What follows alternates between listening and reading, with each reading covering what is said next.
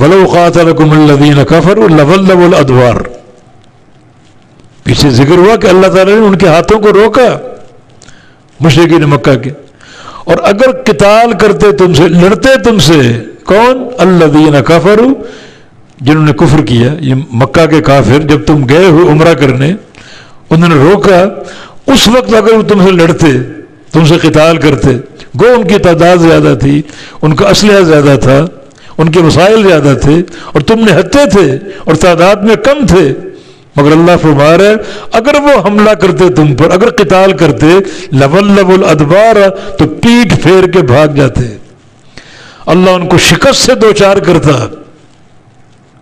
حالانکہ وسائل میں کوئی توازن نہیں ہے، بے تحاشا ان کی تعداد، بے تحاشا ان کے وسائل، اور تم قلت تعداد اور قلت وسائل کا شکار تھے، مگر تمہارے اندر کیا تھا؟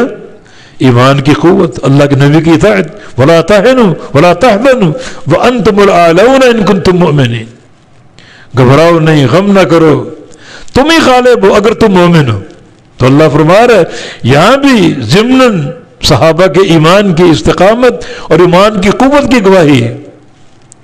گو مشرکین زیادہ تھے، تم کم تھے، ان کے وسائل زیادہ تھے، تمہارے وسائل کم تھے، لیکن ایمان تو تھا نا۔ اگر وہ تم پر حملہ کرتے، لڑتے تم سے آ کر، لولوا الادبار، تو پیٹھ پھیر کے بھاگ جاتے، تمہاری قوت ایمانی کا مقابلہ نہ کر پاتے، تمہارے سامنے کھڑے نہ ہو پاتے، ثم لا یجدون ولیا ولا نصیرا، اور پھر نہ پاتے وہ کوئی دوست اور نہ کوئی مددگار، مستقبل میں بھی، اس موقع پر بھی اور آگے بھی۔ جو تمہاری قوت ایمانی ہے اس کے پیش نظر یہ بات ہو رہی ہے کہ پھر کبھی وہ نہ کوئی دوست پاتے، نہ کوئی مددگار پاتے، نہ کوئی حمایتی پاتے، ذلیل و خوار ہوتے، شکست خوردہ ہوتے۔ کیوں؟ سنت اللہ، اللہ کی سنت ہے یہ، التی قد خلت من قبل، جو اس سے قبل بھی گزر چکی۔ انبیاء آئے، نوح علیہ السلام آئے، پھر ہود علیہ السلام، صالح علیہ السلام، موسیٰ علیہ السلام، ان کی قوموں نے انکار کیا، کبر کیا، اللہ نے ان کو عذاب دیا۔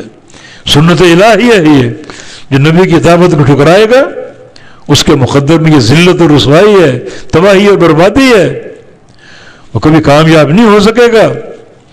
یہ کفار قریش بھی اگر حملہ کرتے تو بڑی ہزیمت ان کو اٹھانی پڑتی، شکست خوردہ ہوتے، تمہارے ایمان کی قوت کو سہ نہ سکتے، اس کا مقابلہ نہ کر سکتے۔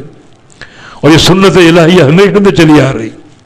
اللہ نے قوم نوح کو غرق کیا، فرعون جیسے جابر انسان کو غرق کیا، اس کی قوم کو غرق کیا، صالح علیہ السلام کی قوم کو تباہ کیا، ہود علیہ السلام کی قوم کو تباہ کیا، شعیب علیہ السلام کی قوم کو تباہ کیا، لوط علیہ السلام کی قوم کو تباہ کیا، مشرکین مکہ کو جنگ بدر کے موقع پر تباہ کیا۔